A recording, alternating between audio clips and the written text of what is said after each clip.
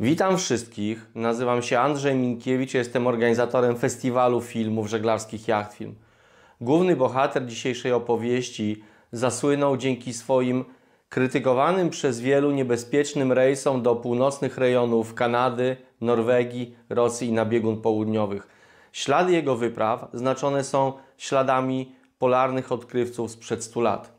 Uważa, że oceany należą do wszystkich, żeby po nich pływać nie trzeba nikogo prosić o zgodę ani o pozwolenie.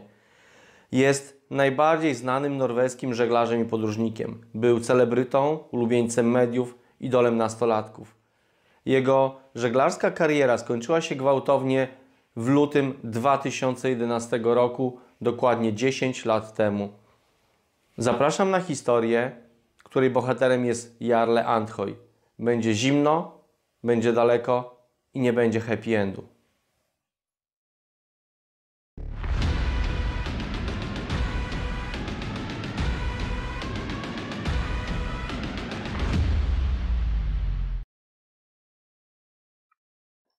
Żeglarskie przygody Jarle zaczęły się w 1996 roku.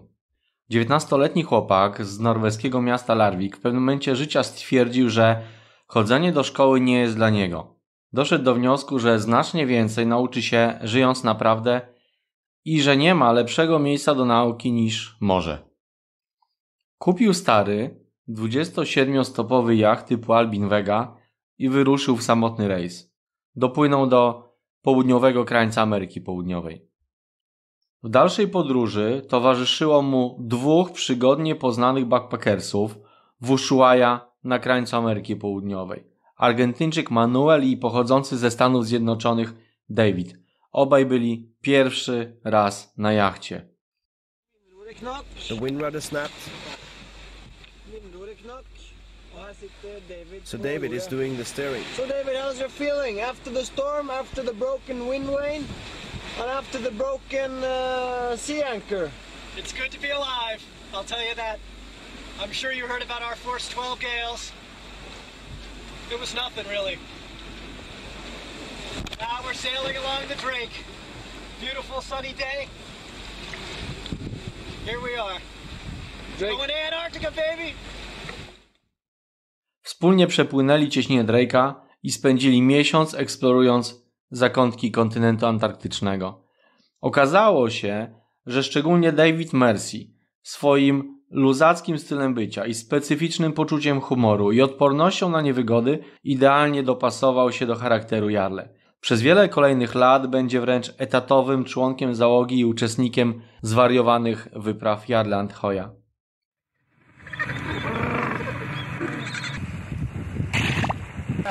Take it easy. I'm going.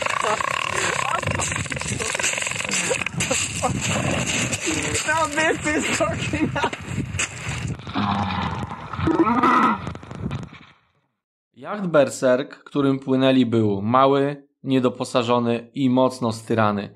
W trakcie rejsu pękały wzmocnienia kadłuba, mieli też ciągłe problemy z silnikiem. Cudem, jaki tylko czasem zdarza się niedoświadczonym nowicjuszom, wrócili cało do Ameryki Południowej.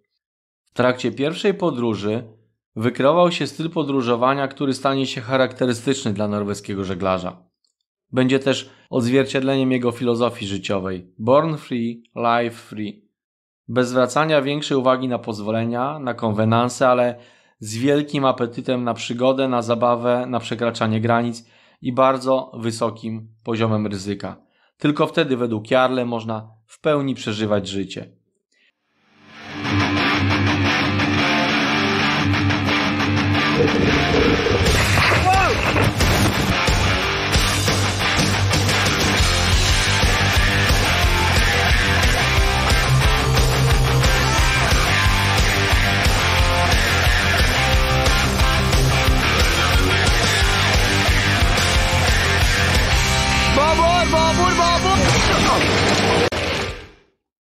Już wtedy Jarle zaczął nazywać siebie ostatnim prawdziwym wikingiem. Nazwa jego jachtu Berserk oznacza pełnego furii wojownika idącego do boju. Na rufie zawsze powiewała norweska flaga. Ten styl dodatkowo podkreślał strojem, noszeniem wojowniczych hełmów, zachowaniem i średniowiecznymi rytuałami, które czasem przypominały dziecięce zabawy i wydawały się śmieszne. Taki wizerunek dawał wyrazistość i wielką popularność w mediach, których wartość zrozumiał bardzo szybko.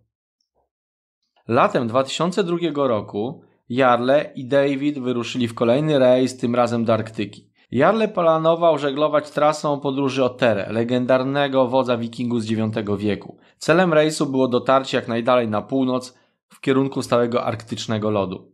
Na pokładzie znalazł się także znany norweski DJ, prezenter telewizyjny i komik Alex Rosen, co miało wielkie znaczenie dla popularności wyprawy. Bezpośrednio po zakończeniu rejsu do mediów trafiły dwa komunikaty. Jeden od Jarle, a drugi od gubernatora będącego pod norweską administracją archipelagu Svalbardu. Pierwszy z nich ogłosił pobicie rekordu świata w żegludze na północ, a drugi ogłosił postawienie młodemu kapitanowi zarzutów o żeglowanie bez wymaganego ubezpieczenia i przedstawionego wcześniej planu podróży. Nałożył karę 20 000 koron norweskich i zakazał żeglowania w rejonie Svalbardu. W związku z tym, że Jarle odmówił płacenia kary, sprawa trafiła do sądu.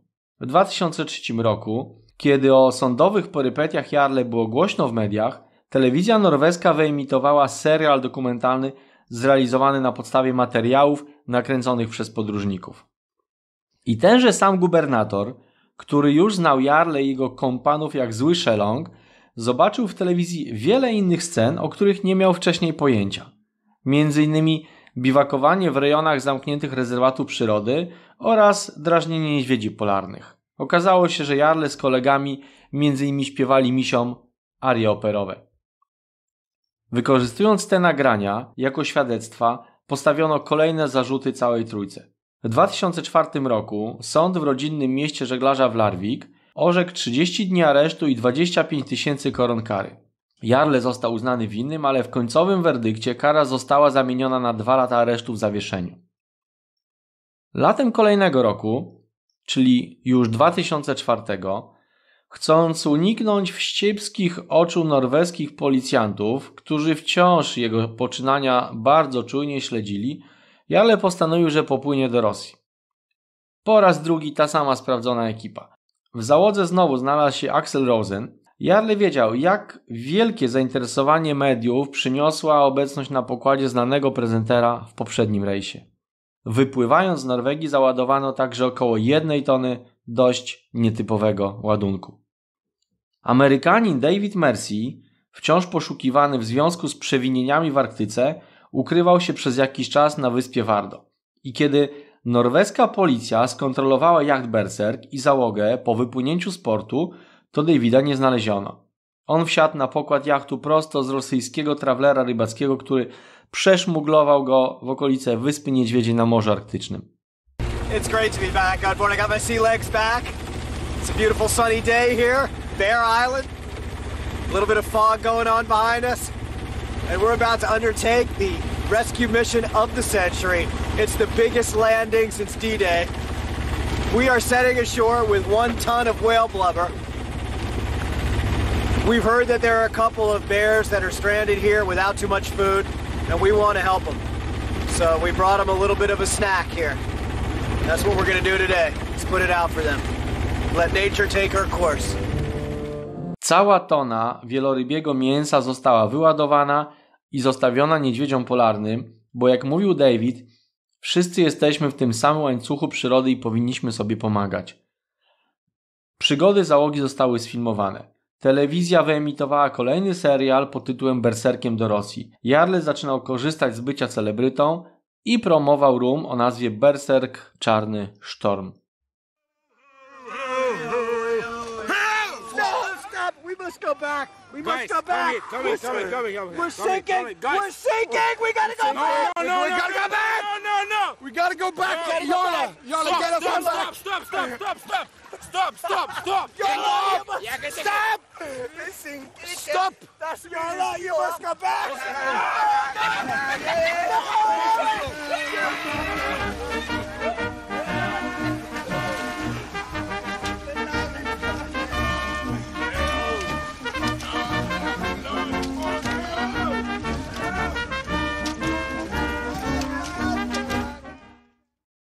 W 2007 roku miał już nowy jacht. Jacht był stalowy, miał 48 stóp długości, wyporności 30 ton, a grubość poszycia wynosiła ponad 3 cm.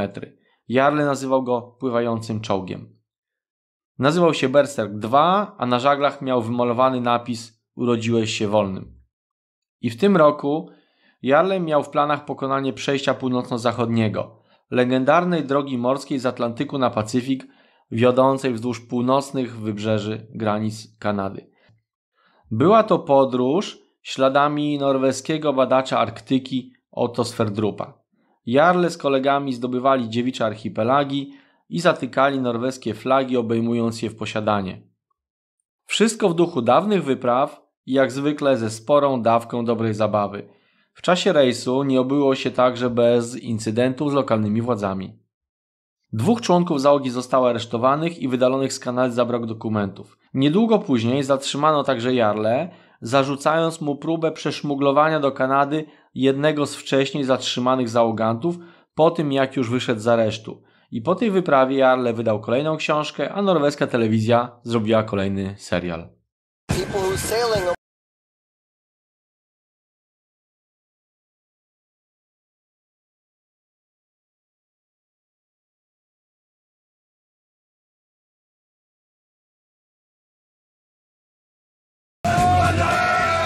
We, the Wild Vikings, we are rock and rollers, we are people who search adventures. People call us crazy, but we are not stupid.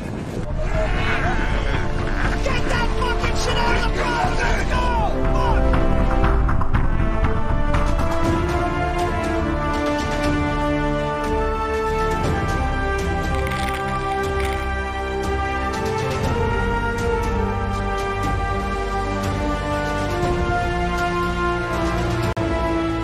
It's a lot of ice. Lot of ice.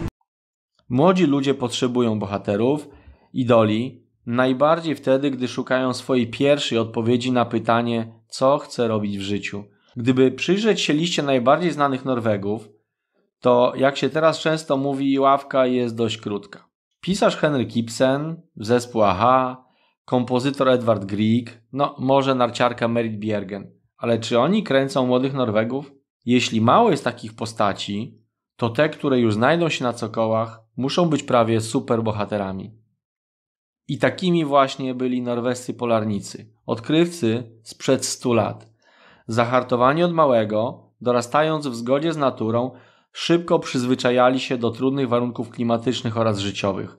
Norwegowie, dla których narty i łodzie to 2 wzajemnie uzupełniające się narzędzia do życia i pracy, stali się bohaterami ostatnich wypraw odkrywczych, elitą polarnych podróżników. Ich Jarle chciał naśladować. Pierwszym był Roald Amundsen, najbardziej znana postać z plejady norweskich podróżników. Pierwszy człowiek, który 14 grudnia 1911 roku doszedł na biegun południowy. Dramaturgii jego wyprawie dodaje fakt, że w wyścigu na biegun rywalizował z Anglikiem Robertem Scottem, którego wyprawa skończyła się tragicznie. Dotarł na biegun miesiąc po Amundsenie, a w drodze powrotnej wszyscy uczestnicy jego ekspedycji zginęli z zimna i głodu. Bardziej współczesnym, choć równie brawurowym, był Thor Heyerdahl. Był autorem teorii, że wyspy Polinezji mogły zostać zasiedlone przez mieszkańców Ameryki Południowej, a nie Azji, jak wcześniej zakładano. I w 1947 roku 6 członków zorganizowanej przez niego ekspedycji przepłynęło trasę z Peru do Polinezji na Kontiki, prymitywnej tratwie z drzewa balsa. Jarle urodził się 100 lat za późno. Próbował przecierać swoje szlaki w stylu, jak mu się wydawało, tak jak to robili jego odważni rodacy. Podróżując na własnych zasadach, ufając we własne siły, możliwości i umiejętności. Ponosząc świadome ryzyko, że w razie kłopotów jest zdany tylko na siebie. Rok 2011 był ważny dla wszystkich Norwegów, ale był bardzo ważny też dla Jarle, który w 100-lecie wyprawy Amundsena chciał ponownie zatknąć norweską flagę na biegunie południowym. Dlatego pod koniec grudnia 2010 roku, po długim rejsie z Kanady przez Stany Zjednoczone, Wyspy Pacyfiku, Berserk II dotarł do Nowej Zelandii i załoga szykowała się do kulminacyjnego etapu wielkiej podróży nazwanej Wild Vikings, czyli Dzicy Wikingowie. Na pokładzie poza Jarle było 4 członków załogi.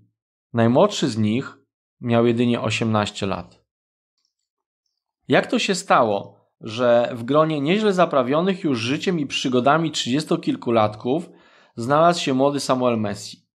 Im więcej czytałem, tym bardziej dochodziłem do przekonania, że jest on równie ważnym bohaterem tej historii co Jarle, a może nawet ważniejszym. Pomyślałem o idolach, którzy jeśli pojawiają się w odpowiednim momencie, to mają olbrzymi wpływ na życie młodych ludzi.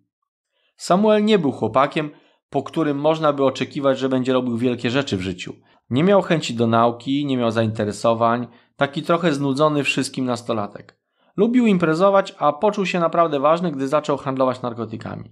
I widząc te niepokojące aspekty wieku dorastania, matka postanowiła go wysłać na rok do szkoły z internatem do Tromsø. 2000 kilometrów na północy Norwegii. Tak wysoko na mapie, że nawet dla Norwegów to była egzotyka. Szkoła z elementami survivalu i twardym podejściem do młodych uczniów miała odmienić nastolatka. Pewnego razu dyrekcja szkoły zorganizowała tak zwane spotkanie z ciekawym człowiekiem.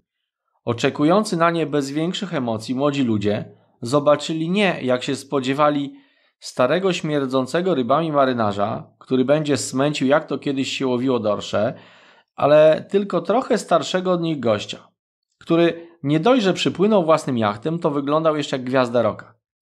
Siedział z nogami na stole, mówił o dziewczynach i o tym, jak był zatrzymany przez policję za szmuglowanie ludzi. Kręcił filmy i za niezłe pieniądze sprzedawał je do telewizji, a samego siebie nazywał współczesnym wikingiem. Jarle miał charyzmę i potrafił zarażać. Jego opowieści były przesycone krwią i solą morską i pulsowały pełnym życiem.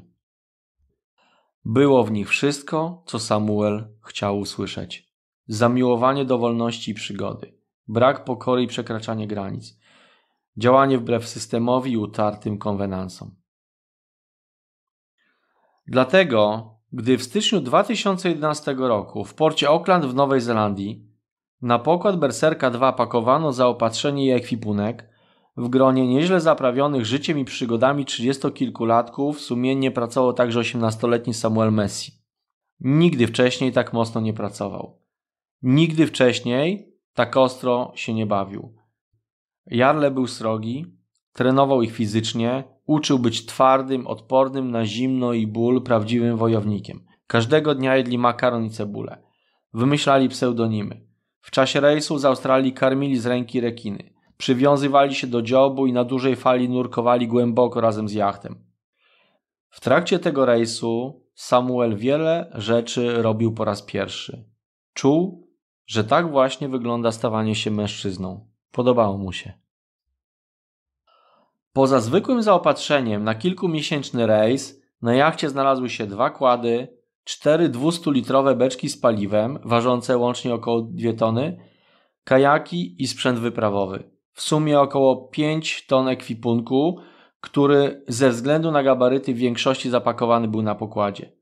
Nowozelandcy żeglarze w porcie z niedowierzaniem obserwowali objętość wnoszonego ładunku. Nie wierzyli, że ten jacht ma wyruszyć w trudny polarny rejs na burzliwe wody Oceanu Południowego.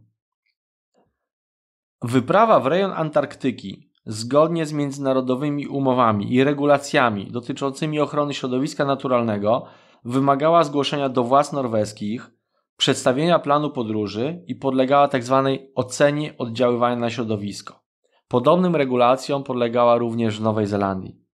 Jeszcze pół roku wcześniej Jarle otrzymał od władz norweskich, a później także nowozelandzkich powiadomienie o wszystkich formalnościach związanych z wyprawą. Nie zwrócił na te zalecenia większej uwagi. Rejs z Nowej Zelandii na Morze Rossa trwał około 2 tygodni. Mimo ciężkich warunków pogodowych i dość obciążonego jachtu podróż minęła bez problemów.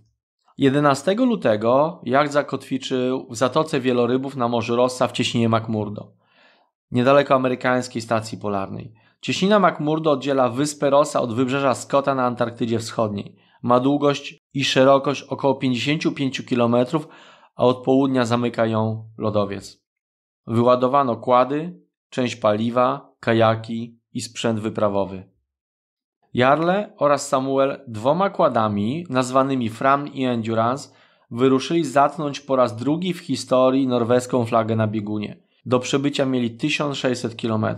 Była połowa lutego, najbezpieczniejsza pora na antarktyczne wyprawy to listopad. Jarle nigdy nie powiedział, dlaczego do lądowej wyprawy wybrał Samuela. Może chciał, aby ktoś silniejszy pozostał na obsadzonym małą załogą jachcie, a może dlatego, że dzieciak na biegunie to lepsza historia do filmowania. Na jachcie pozostało 3 ludzi, wśród nich 36-letni Tom Bylika, który od rejsu przez Kanadę pełnił rolę oficjalnego kapitana jachtu. Miał duże doświadczenie. Wiele lat żeglował po tzw. zimnych wodach, w Norwegii, w Arktyce. Po wysadzeniu ekipy lądowej podjął decyzję o przepłynięciu do Horseshoe Bay. Było to osłonięte i bezpieczne kotwicowisko kilkanaście mil na północ. 21 lutego rano żeglarze, stojąc wciąż na kotwicy w bezpiecznej zatoce, nawiązali kontakt radiowy z okrętem marynarki nowozelandzkiej. I w trakcie rozmowy oficer z Wellington przekazał informację o szybko pogarszającej się pogodzie i nadchodzącym bardzo silnym sztormie z wiatrami przekraczającymi 60 węzłów. Tymczasem Jarle i Samuel pruli do bieguna i filmowali swoje przygody. Przez satelitarny telefon 2 razy na dobę kontaktowali się z jachtem. Ścigali się z nadchodzącą zimą. 10 dnia szalonego rajdu uderzył w nich południowo-wschodni wiatr o sile 110 węzłów. Dlatego dopiero następnego dnia, 22 lutego rano, Jarle zobaczył wysłanego jeszcze dnia poprzedniego SMS-a o treści: wszystko ok, warunki są dobre, morale załogi ok, wychodzimy z Horseshoe Bay, skontaktuj się jak będziesz mógł. Próbował dzwonić, ale telefon na jachcie się nie odzywał. Dzień wcześniej, o 17:45, Ratownicze Centrum Koordynacji Nowej Zelandii odebrało sygnał z satelitarnego od nadajnika EPIRB, który, jak szybko zidentyfikowano, pochodził z jachtu Berserk II. Według pozycji nadajnika było to w cieśninie McMurdo, około 33 mil morskich na północ od bazy Scotta, w odległości tylko 7 mil od Horseshoe Bay. Chwilę później sygnał przekazano na okręt Wellington, który znajdował się około 30 mil morskich od tej pozycji. Okręt ruszył na miejsce wzywania pomocy. Na Morzu Rossa i w cieśninie McMurdo szalał już sztorm z wiatrami powyżej 100 węzłów, falami 10 metrów i temperaturą około minus 11 stopni. Sztorm był tak gwałtowny, że Wellington dotarł na pozycję z nadajnika około 4 rano następnego dnia. Po kilku godzinach poszukiwań, wobec wciąż pogarszających się warunków pogodowych i zagrożenia górami lodowymi, został odwołany i uciekł na pełne morze. Podejmowane próby skontaktowania się z załogą jachtu przez telefon satelitarny również nie dały rezultatu. Nikt nie wiedział, co się stało. W akcję poszukiwawczą zaangażowane były władze Nowej Zelandii, Norwegii i Stanów Zjednoczonych.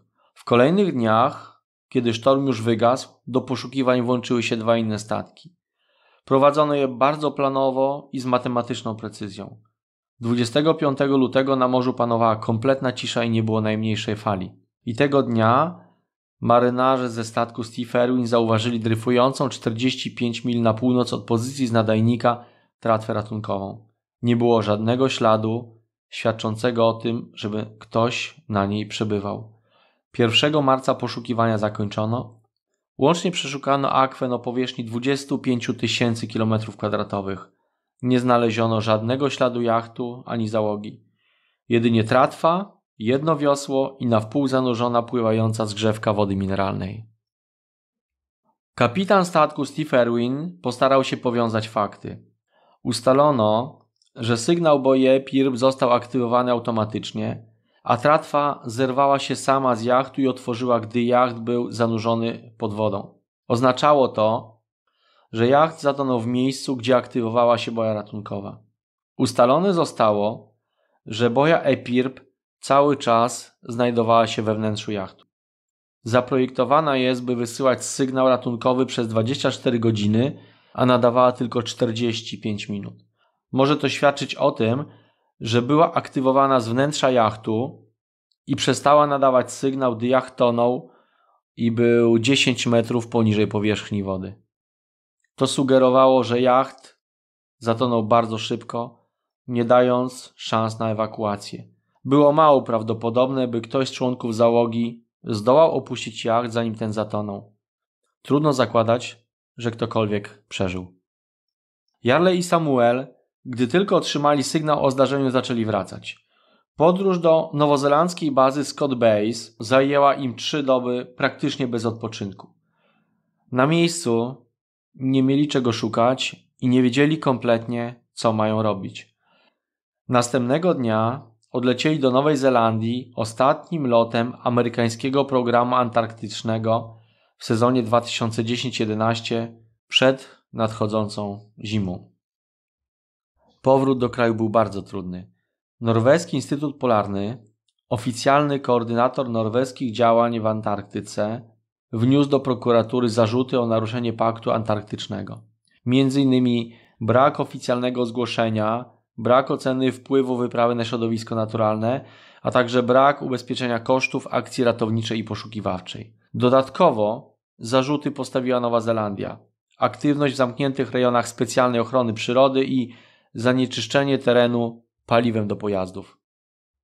Jak się można domyśleć, Jarle stał się celem dużego zainteresowania wszystkich mediów, jednak nastrój, w którym udzielał wywiadu, był zgoła odmienny niż w przypadku poprzednich wypraw.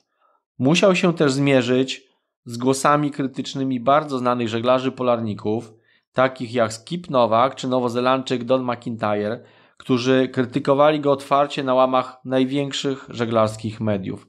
Ich zdaniem tragedia była efektem lekceważącego podejścia do dobrej praktyki morskiej, braku przygotowania jachtu do żeglugi w rejonach polarnych. Koniec lutego to początek antarktycznej zimy. Żeglowanie jachtem i wyprawa na biegun w tym okresie to proszenie się o wielkie kłopoty. Zarzucali m.in., że jacht nie miał szczelnych przedziałów, które mogłyby służyć jako komory powietrzne w razie nabrania wody. Nikt nie zarzucał braku doświadczenia i nikt nie podważał umiejętności żeglarskich Jarle Andhoja. Jarle odpierał prawie wszystkie zarzuty. Negował wszystkie artykuły prasowe, które według niego pisały nieprawdę. Kompletnie nie rozumiał, co zdarzyło się na jachcie. Kapitan Tom Belika był doświadczonym żeglarzem. Miał informacje o pogodzie. Dlaczego opuścili bezpieczną zatokę? I to jest pytanie, na które pewnie nigdy nie będzie odpowiedzi i które Jarle będzie zadawał sobie do końca życia. Mimo że nie było go na jachcie, nie on podjął tragiczną decyzję, to on był organizatorem rejsu i główną twarzą całej wyprawy. Mówił wtedy w ten sposób. Żyliśmy razem przez ostatnie 7 miesięcy. Kiedy przebywasz z innym człowiekiem przez tak długi okres na małej powierzchni, jaką daje jacht, poznajesz go naprawdę. Staje się członkiem rodziny. Straciłem 3 członków mojej rodziny. Był zdruzgotany. Przed sądem przyznał, że nie starał się o pozwolenie na wyprawę na biegun. Mówił, uważam, że teren nie należy do nikogo i w takim przypadku pozwolenia nie są potrzebne. Odżegnywał się jednocześnie od tragedii jachtu, która według niego nie miała z tym nic wspólnego. Nie zgadzał się też z postawieniem zarzutów o żeglowanie bez pozwolenia w tym rejonie. Przekonywał, że nigdy wcześniej w jego wyprawach, również do Antarktyki, nie były potrzebne żadne zezwolenia poza zwykłą odprawą celną. Pod koniec 2011 roku telewizja norweska wyemitowała serial zrobiony z materiałów nakręconych w trakcie tragicznego rejsu. Jarle ten film mocno promował. Rodziny zaginionych członków załogi przez długi czas bezskutecznie prosiły go, by nie publikować tych materiałów. Zarzucali, że sprzedając je norweskiej telewizji chciał zarobić na śmierci kolegów. Sprawa trafiła do sądu. Telewizja norweska stała na stanowisku, że załoga wiedziała o rejestrowaniu wydarzeń na jachcie i możliwej późniejszej ich publikacji. Sąd podtrzymał to stanowisko, orzekając, że są to wydarzenia o dużym znaczeniu społecznym i ich publikacja nie powinna być blokowana. Orzekł również, że materiał w żaden sposób nie naraża na szwank pamięci i reputacji zaginionych żeglarzy. Miesiące po powrocie do kraju były bardzo trudne dla obu żeglarzy. Samuel był przekonany, że już nigdy więcej nie wsiądzie na jacht i nigdy nie będzie w Antarktyce. Każdego dnia miał przed oczami tragiczne wspomnienia. Jednocześnie nie chciał żyć w traumie, chciał świadomie zamknąć ten temat. Zrobić coś, żeby nie być tylko chłopakiem, który przeżył coś strasznego. W styczniu 2012 roku świat obiegła wiadomość, że służby celne Nowej Zelandii poszukują jacht Nilaya, który uciekł z portu bez powiadamiania władz imigracyjnych. Według otrzymanych od Norwegów informacji jest na nim Jarle Andhøy i prawdopodobnie robi kolejną wyprawę do Antarktyki. Rząd norweski poinformował równolegle wszystkie strony Paktu Antarktycznego, że Andhøy może planować wyprawę na Morze Rossa, że nie ma wymaganych pozwoleń ani ubezpieczenia. W udzielonym przed wypłynięciem wywiadzie Jarle powiedział, że płynie odprawić ceremonię pogrzebową w miejscu tragedii, szukać śladu zaginionych kolegów i odpowiedzi na pytania, na które jeszcze odpowiedzi nie ma. Wraz z nim na pokładzie był Samuel Messi, był też wytatuowany na całym ciele Maoryjczyk z Nowej Zelandii i operator norweskiej telewizji. Na jachcie nie było satelitarnej boi ratunkowej EPIRB. Wspólnie uznali, że nie chcą narażać życia innych i nie będą w razie kłopotów wzywać pomocy. Jarle setter skipsmøte og vil minne om tragedien i 2011 for å forberede mannskapet på farene som er i vente. Ship meeting in Antarctica. You are now standing to the gateway to the South Pole, and which for Samuel and myself is a gateway to death. We lost 3 friends here, and that's why we are here. South of us is the South Pole. South of us is a chain of ice. It's an ice belt which is more than 200 nautical miles long. We are going to get through it. So from this point on, we got to stay on the alert, because here there is no room for errors. W miejscu zaginięcia jachtu Berserk II nie znaleźli niczego. Pół roku później Jarle wrócił do Norwegii i zaczął się kolejny proces sądowy. Rok później jeszcze raz zagrał na nosie władzom i autorytetom. Po raz kolejny popłynął do Antarktyki, mając w załodze gwiazdę norweskiego popu Petera Barley, który skomponował tam piosenkę Pieśń Pingwinów, zagrał ją dla kolonii pingwinów i nagrał teledysk. Norweskie władze dowiedziały się o tej wyprawie z gazet. W tym samym roku telewizja wyemitowała serial W poszukiwaniu Berserka. Przez wiele lat Jarle miał grono zwolenników w świecie hardkorowych żeglarzy. Mówiono o nim jako o przykładzie innego podejścia do życia i żeglowania, innego niż to prezentowane przez systemowych, poprawnych, ułożonych wielkich żeglarzy latami dochodzącymi do swoich kapitańskich patentów. Według nich Jarle, jak i równie radykalna w swoich działaniach i poglądach załoga byli wyjątkowo odważnymi indywidualnościami. Znali ryzyko, zetknęli się z nim twarzą w twarz i tym razem przegrali. Według nich Jarle zasługuje na uznanie także wśród innych żeglarzy, którzy powinni docenić jego wyjątkowe, bez wątpienia umiejętności żeglarskie, jak i rebeliancki charakter. Echa legendy dzikiego wikinga pobrzmiewały w Norwegii jeszcze przez kilka lat. Organizowane były m.in. spotkania, na których Jarle opowiadał o swoich przygodach, a Peter Barley na koncertach odgrywał rockową symfonię i główny jej przebój Penguin Song.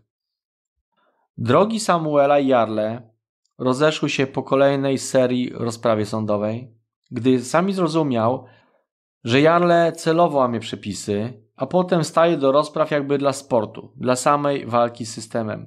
Rejsy, zarzuty, sądy, powtarzające się odmowy przyznania do winy czy płacenia kar.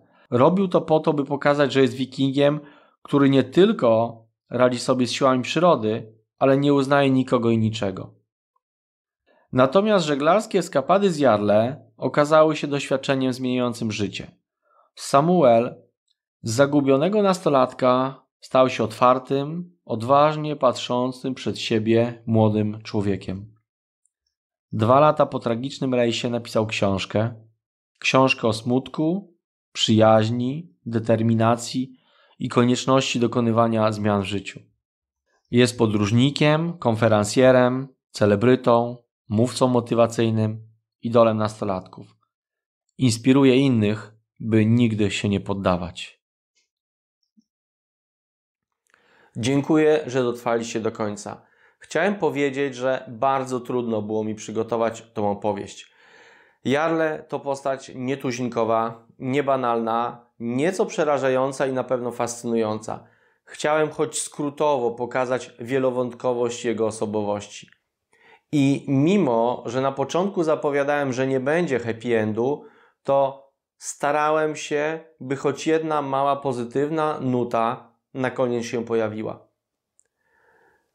Napiszcie w komentarzach ze 2 zdania, jak odbieracie postać Jarla Andhoja i całą tą jego historię. A ja zabieram się do budowania następnej opowieści, która za jakiś czas pojawi się na kanale. Dziękuję serdecznie, do zobaczenia.